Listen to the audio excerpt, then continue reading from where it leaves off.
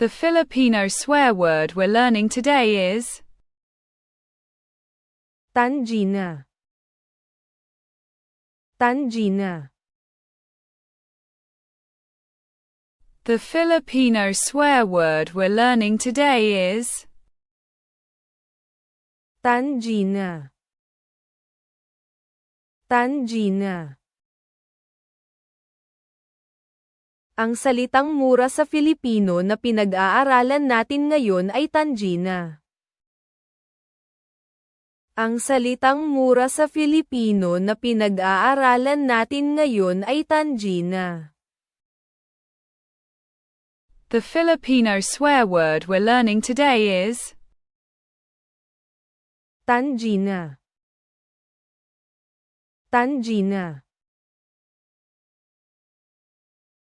The Filipino swear word we're learning today is Tangina. Tangina.